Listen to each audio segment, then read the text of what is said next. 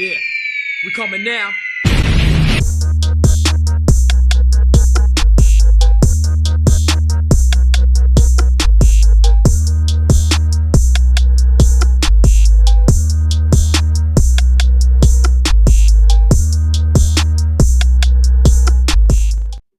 We have a very special guest. And I always say, I really don't do the intros. But this man is one half of the most iconic, legendary tag team, 8-time WWE champion, a TNA Hall of Famer, WWE Hall of Famer, ECW legend. Ladies and gentlemen, we have Devon Dudley. Let's go. Let's go. How you doing, my brother?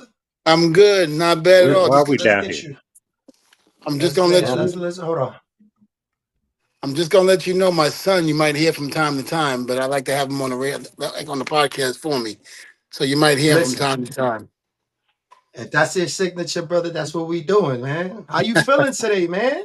Good, man, not bad at all. It's Sunday, That's what's watching up. football, with my kids and just trying to get things done. That's That's what's what's up, up. man. That's what's up. Salute to Devon Dudley. I'm Capology with Common Capo. Nice to meet you. Nice to Glad meet you, you're man. here, sir. You know what I mean? Yeah, It's always an honor and a pleasure. You know what I mean? Thank you for spending time with us for a little bit. Not a problem. for sure. My pleasure. Hey, Devon, we have to start this off right. So we have to start this off with a what's up? Weather. We got to. Weather. Yeah, we Hey, got to man. do it just a little bit. Hey, it's the time of the year. People got them blues. They don't really they don't care about us, man. I want to know, how's your mental health, Devon?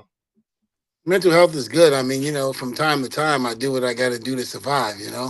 I've been doing this for 34 years. So being in this business plus personal life, it's hard to tackle. Most people they collapse under pressure, but I keep going. That's right. You're a New Yorker. That's what we do, baby. Oh, That's what we absolutely. do. Brooklyn. We yeah, exactly. Brooklyn, baby. We all know you valid, Devon. You know how we know you valid? Because you How's the that? only man that I know that could go off the top rope and headbutt a man in the crotch as your signature move and get a pop for it. That shit, listen, bro, it's fucking fire, bro. How did you feel about coming up with that whole signature move with Bubba, man? Well, it wasn't. I didn't really look at it as coming into a man's crotch, even though that's exactly what it is. I looked at it as just going up there doing something very devastating. I mean, it's like a low blow. You take the arm, you hit the guy below the belt, like Ric Flair used to do. I thought it was just different. It was like on the same capacity, but it was different, more devastating. You ever get hit in the nuts, which I'm sure you guys have once or twice in your life. I'm sure it's not a good feeling. I mean, like Eddie Murphy said in Eddie Murphy's Raw, you can graze nuts, just breathe on them, and that shit's like, wait, did that just hit me? Yep, because it Yeah, hurts. man. So to actually have somebody come up in the air and then come crashing down into your balls, that's devastating. Oh yeah. It's over, man. That's really the finisher. That's not a signature. That's the finisher right there. Yes, we've had a couple of guys that wore steel.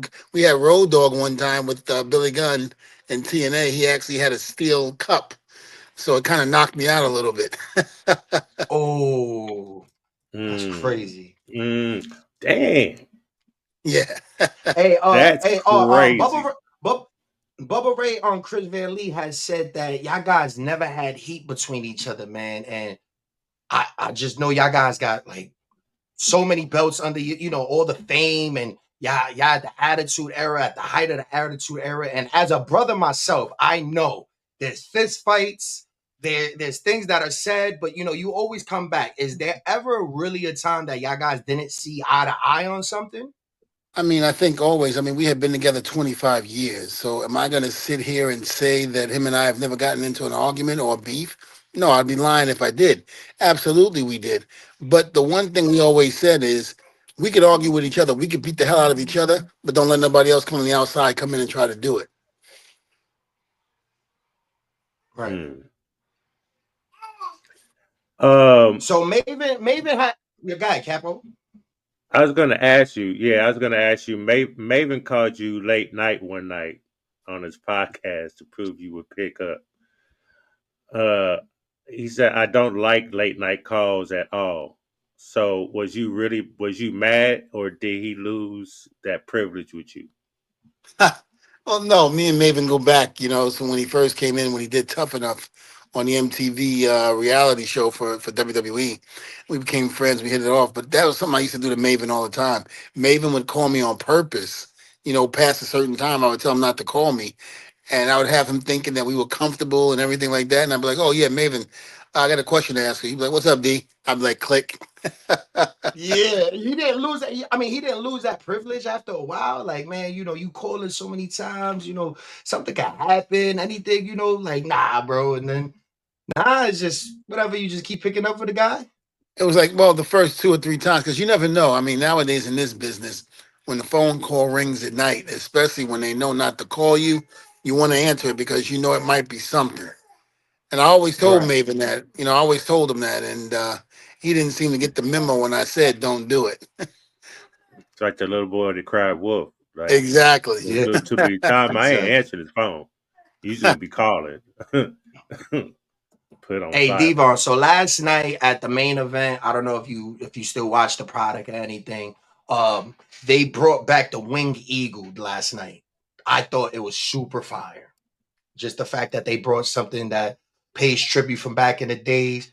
You, my friend, have went to ECW, WWE, WWF, New Japan. You've been all around the world and you've won titles everywhere. What is your favorite title design? Well, the tag team title, of course, the old school tag team titles, the one that the British Bulldogs, the Hart Foundation, Mm. Demolition, the tag team titles that they won. Mm. And me and Bubba had the opportunity. Yes, absolutely. Me and Bubba had the opportunity to wear those and win those from Road Dogg and Billy Gunn, our first titles in WWE. And so, for me, I always wanted to hold those titles. I remember as a teenager, you know, looking and idolizing those tag team belts at one point because I thought they were better than any other belt that I had saw, but never dreamed in my wildest dream that I'd become a tag team with somebody. I always wanted to be singles. I never wanted to be tag team. Bubba was the one that wanted to be tag team. I wanted to be, singles. I wanted to be like The Rock and Steve Austin and Hogan. Never in my wildest dream did I think I was going to share the spotlight with somebody. Mm.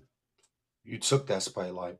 You took it, man. You were the man, bro. Listen, I like when you guys invaded and everything, and you guys first came. Of course, I'm a WWE guy, WWF. I've always been that, but everybody had their ECW late night. This is the only thing on, and I remember seeing you guys, and I'm like, I didn't get it right. And then when you guys came to WWF, it's like they are the shit.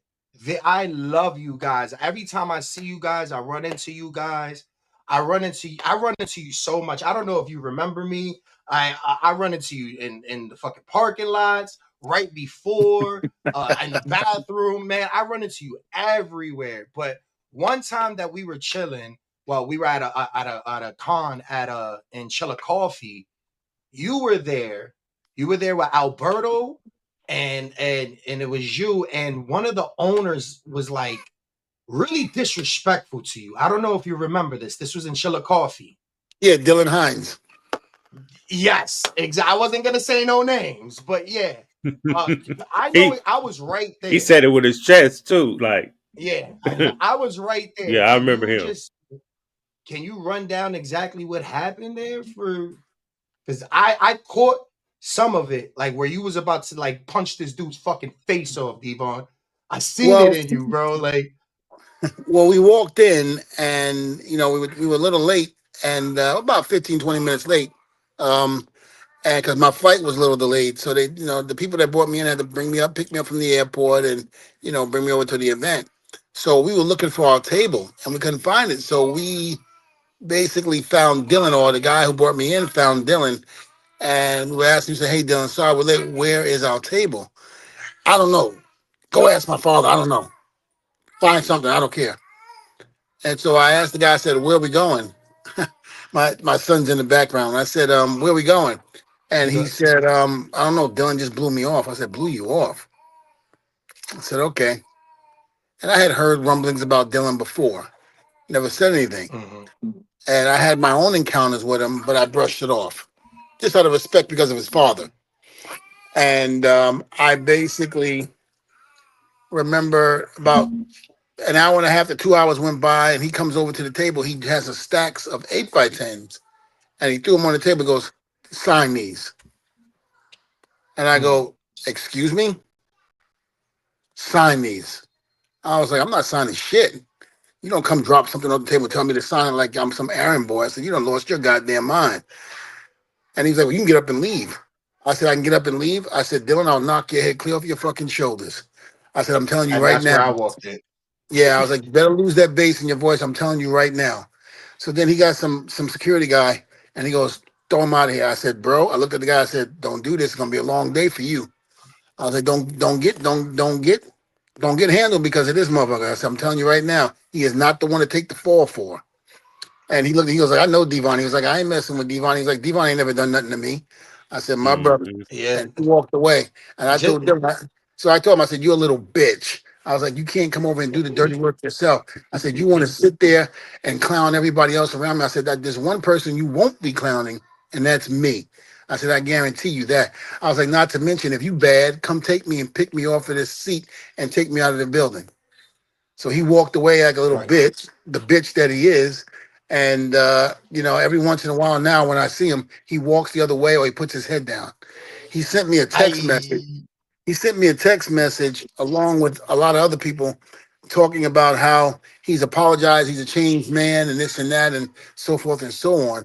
And that, he's not doing business like that anymore, and this and that. And then somebody told me that he went and talked to them and told them, they were like, "Why did you send that text message to everybody?" Especially Devon. He was like, "Oh, I didn't mean that shit." He was like, "I just Oh wow. put it out there." And I was like, I said, "Okay." He didn't mean it. I said, "Okay." I said, "Not a problem." I said, "Now I don't feel sorry for his raggedy ass because now, from what I understand, he's having problems booking people. He done just screwed RVD out of some money, Oh, and you just can't do that to people. Damn.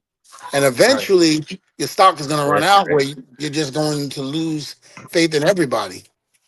Yeah, that credibility is everything, man. But That's just true. know, Devon, if anything went down, you had a couple people ready to scrap with you right there, bro. Because I definitely wasn't going nowhere until everything was picture perfect, man. But yeah, I seen you handle yourself, man. You a real one, man. For real, for real. Yeah, Hey, hey, no, I wasn't worried about Dylan. Trust me. hey, Diva, I want to ask you, when you and Bubba had to start doing your tag team, being a tag team, how many finisher moves did y'all work on before y'all came up with the 3D? Just one, just that one. That was just Uh, the first thought, and that was it. yeah, Bubba. The move came from Dallas. With a diamond cutter, and Mm. Bubba had did it to me at November to Remember '96 to beat me in the middle of the ring of the ECW arena. And it was one of those things where I came off the ropes, he threw me up in the air, and I was like perfect. Came down, Mm-hmm. boom, he did the cutter on me, and I just remember, going, "Damn, that was good." And I basically just he's like, "Devon, let me ask you a question. What if we did something like we did at November to Remember, but you're in front of the guy, you pick him up, come backwards with him, and I basically just do the cutter." I like, "Let's try it." And our guinea pig was Spike.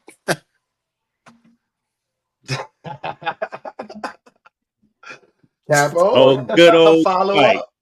Needless to Yeah, say, good old Spike. the first 3D ever, we almost broke his neck. So Mm. it So took a while speaking for of, us. It took a while for us to perfect it, but we got it down.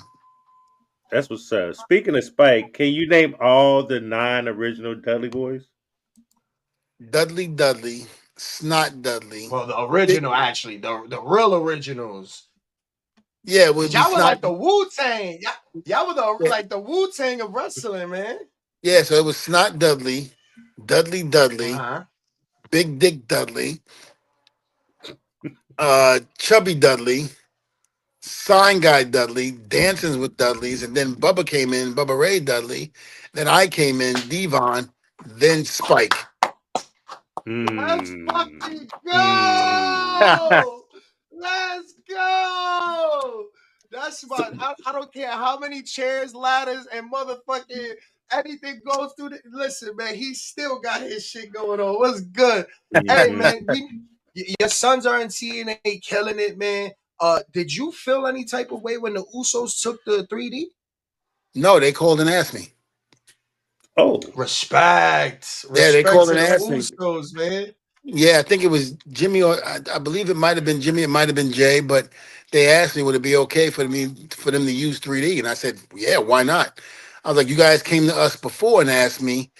WrestleMania, I had their match with the New Day, and it's like, why don't we use 3D? I told them to do it, and then they scrapped it because something else came up, so they didn't use it.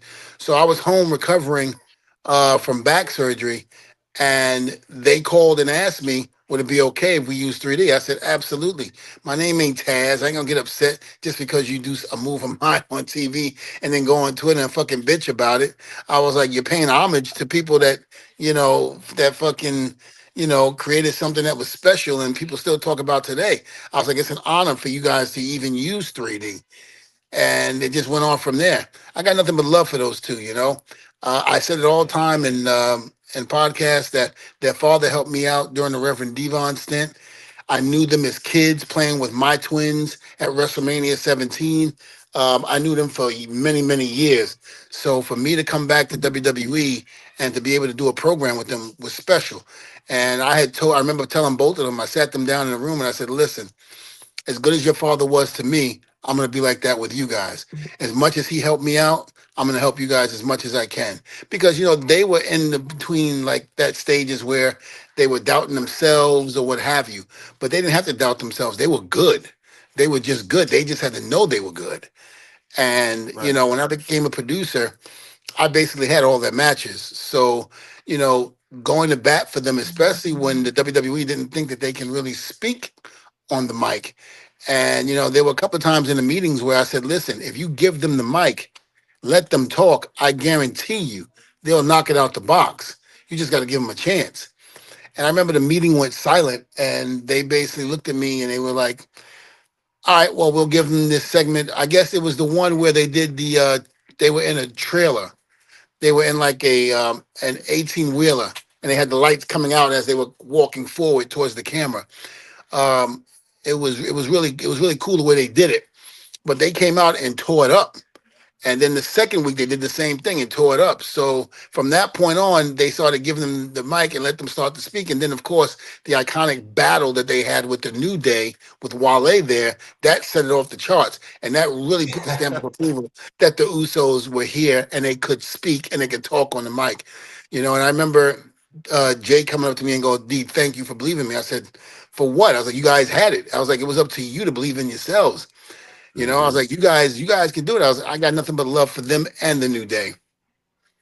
Right. I think it was just that it just being so wanting not wanting to let anyone down. Um, was that their mind that meant that their mentality that was blocking them from really believing in themselves. Well, I think they did believe in themselves. I think the company, I think they were, how do I say this? I think they were in doubt because the company didn't really give them a fair shake, I think, at the time, because again, they were still growing. They were growing, they were just trying to find themselves and things like that. So they hadn't really, you know, climbed Mount Everest to get to the top at that point. They were still learning. So it took some setbacks. It took the WWE doing things to them to make them angry and mad for them to go, you know what? When we get the opportunity, we're gonna knock it out the box, and that's exactly what they did. Yeah, and for the last, they held the titles, both tag team titles, for a couple of years under the reign of Roman Reigns, that whole little run of Roman and the Bloodline. They're good. I love the Usos. You know what I mean? Um, I don't necessarily like them too much apart, but I understand it. You know what I mean? Right. I really think they should go ahead and get Jimmy kind of the same look that Jay has. You know what I mean? I feel like Jimmy's in limbo right now. Uh, Oh, not he's him hurt right now, right? personally, like um, how the show has him right now. Well, I look at it like this: everybody has their time, and even though we might feel that their time is now, because the man upstairs know when the time is right and when it's ready. Right. Sometimes, when we feel the time is right, it may not be the right time, and it winds up hurting us. Right. So, you know, right now, I think Jimmy's growing. I think Jimmy's coming back from some setbacks of his own. And eventually Jimmy will get the same opportunity that Jay did and he'll blow it out the box too. Both of them will be very Right. successful at what they're doing. So I think it's only a matter of time. I think we shouldn't rush anything. We should just wait and see what happens and see how it deals us. Because again, they're both talented, they're both young, they're both hungry, and they both have what it takes to make it. Devon, I was watching some promos with you and your kids, right? And with your sons, and I was watching how passionate you was. You was yelling at them, and you was just telling them how you didn't want them in the business and how dare they. And yo, bro, I was like, yo, this is some amazing work from Devon. You know what I mean? Like your kids look scared, man. But everybody could be a Flair. Everybody could be a 917,000 cousin from the rock side and everything. But people like Braun Breaker and your sons, they're actually moving away from that legacy, man. Did you feel some type of way where it was like they didn't really want to? I mean, we know that those are your kids, but they just want their own lane. Did that make you proud? Did that make you feel like wow, why you can't wear the tie dye, man? Like, come on, like this is your dad here. This is your dad's legacy. Walk this line. Or was it Well, just I like, really, yo, I'm proud of them?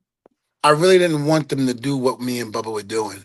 Society today is totally different compared to what it was when I came up in the business.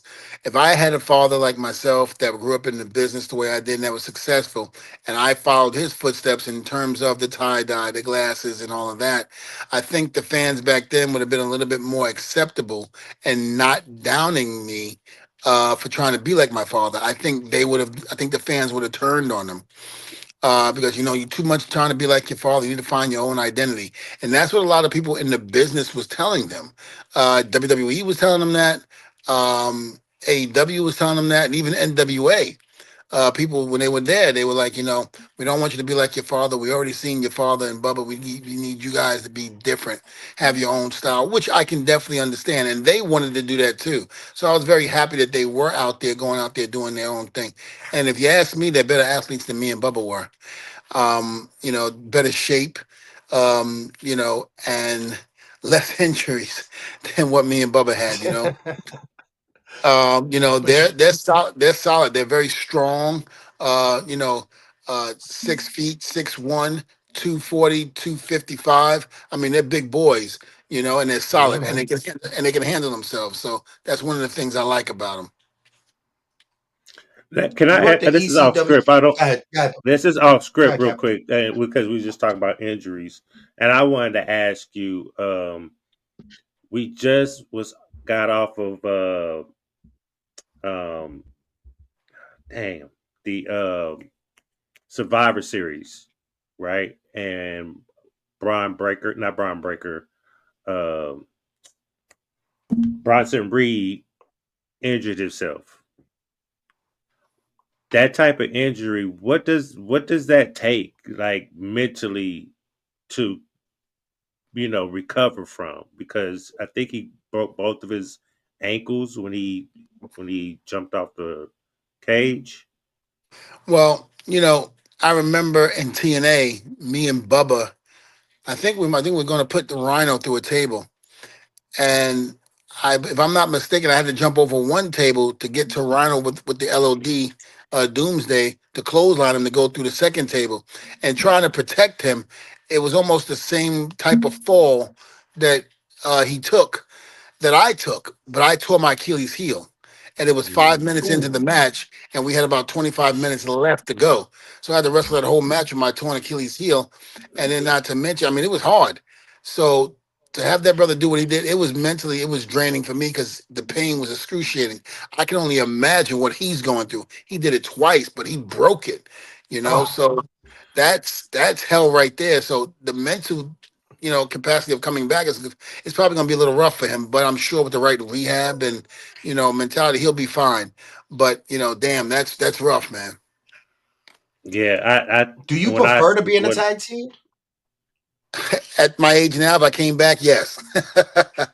Back then, no. yeah, he Yeah, didn't want to Cap. be in the tag team back then.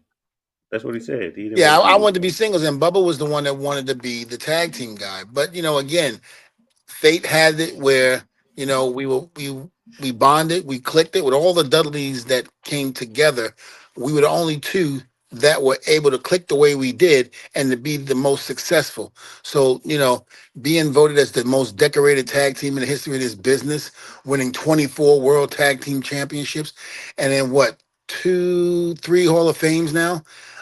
Yes, um sir. that's something that I would have never seen coming. So am I happy that we were in a tag team? Absolutely. Did I ever want to be in a tag team? No, not when I first started. But you know what? God has a way of making things happen in mysterious ways. And if that was my way to be successful and to make my itch in the world of professional wrestling, then so be it. Not a bad career at all. Very proud of everything I've accomplished. There was one Dudley Wow. that connected with y'all. Y'all was on kind of almost like on the same page with Spike. Spike, listen, as far as I'm concerned, the toughest man, 150 pound with a brick in his pocket, soaking wet. The man took beatings that I don't even know how he got back up. He was really the true Michael Myers and Jason. Every time you hit him, he rose right back up. I mean, Spike was incredible. His endurance, his tenacity just to stay alive in this business was great. And to be in the ring with so many giants and to take the beatings that he took, that was incredible. Yeah. And like, yeah, but you know what, Devon? And there's no disrespect, but like I say, because these NFL players and all of these wrestlers nowadays, they're soft. I like my athletes a little cocained up. Like I need my athletes a little cocained up with a little beer before a match. Get them little buzz. As long as they safe, man. Go out there and just and do their damn thing. Did you ever, wrestling Rob Van Dam? You got to know dudes is under the influence. Was that a thing in ECW? Well, I'm not going to say that everybody was Not the sober when they got in coke. the ring. That I don't know. I can't say. I can't say yes, nor can I say no to that. But I can say that I never had any real bad injuries. Oh nope, I'm lying. Sandman. When Sandman was Of drunk, course. when Sandman was drunk, he was probably the best, and I didn't realize that until we were in New Jersey. We had a match, and he was sober. So I'm thinking, oh, this is gonna be great. We're gonna have a great match. He's sober. He ain't got to worry about it. He's got no beer, nothing. Because usually Sandman's drunk before he gets to the ring. With all the beer he drinks before he gets there. And he took a wooden ladder, put it on my chest, and did a tope over the top rope onto me, into the ring, onto the ladder, onto my chest, and tore my pec muscle. And Mm. I Ooh. remember I was like, good God, he did that sober. But anytime he was sober, it was like I didn't want to wrestle him because every time he was sober, I got hurt. And I remember after I recovered from that pectoral tear, I remember we were at the ECW arena wrestling him and Tommy Dreamer. He comes in, he sits down, he goes, Devon, how you doing? I go, how come you're not slurring your words? He goes, what do you mean? I go, you're not slurring your words. He goes, oh, I didn't drink anything. I was like, fuck that. I went and found a runner. I said, I need you to go get me 3 to 4 cases right now. Oh And shit. he was like, wow. I was like, I need you to go get me right now. I said, I need you back here in 5 minutes. We go on in 20. I said, this Oh son of a bitch man. needs to be drunk before he hits that ring. And I made sure that I kept feeding him beer Oh and beer and man. beer. He goes, Devon, if if I was thinking straight, you want me drunk? I go, you fuck right, I do. I think I'm not getting in the ring without you Yeah, being drunk. yeah, because you hurt me last time, man. Yeah. We ain't doing that. Would That's you what's up. rather have a boss, Paulie D, as a boss when he was in ECW, where he was hungry and pushing you out, or behind the machine when he was in WWE giving orders the boss probably wanted? I liked Paulie and ECW, and the reason why is because Paulie let us be us. You know, if we messed up, Right. Paulie was there to help us. He wasn't there to knock us. He wasn't there to say you messed up, so we're taking you off of this and this and that. He worked with us. Paulie created us. When no one else gave a chance, Paulie did. And that was the one thing I'll always respect from Paulie. Even to this day, I can call Paulie, ask him a favor, and he's right there for me. You know, we call him Dr. Frankenstein because he created all of us. You know, Yeah, man. um, and if it wasn't Good for old Paul, Paul. yeah, if it wasn't for Paul, I wouldn't be here today even talking to you. My name is Paul Paul. Heyman. Man, Diva, listen, man, you are a pillar of all tag teams. I'm talking about when you had the nah, when everybody was rocking the nahs, they had the little cut. You had the nah, you had it all the way like somebody hit you with a machete back there, man. You guys are the definition of extreme. You guys made my childhood.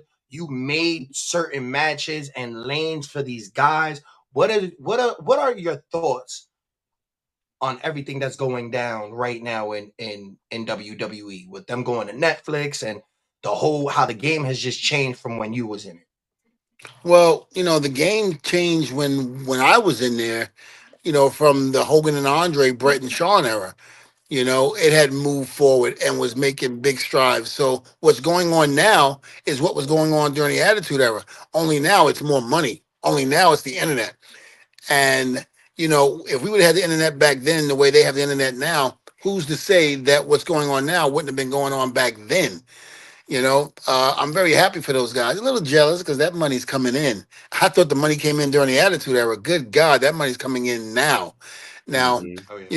back then it was phenomenal. But today I'm hearing that the guys, even the low end guys, are getting what the mid card to maybe main event guys are getting now, and that's the low end guys. So you can only imagine what the big guys are getting.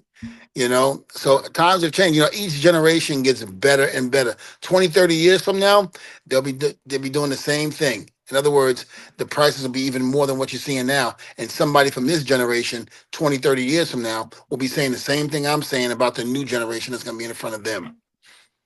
Yeah, that is a fact. Capo, you It's got not gonna anything before stop. we wrap this up, man? No, man, I don't. I want to thank Devon, man, for coming up here and spending time with us again. Man, you like I'm a piggyback off what he said, man.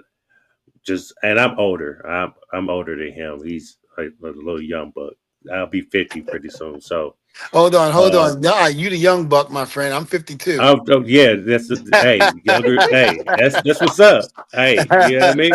But my co-host, part of my co-host I'm right here is younger than 34. me though.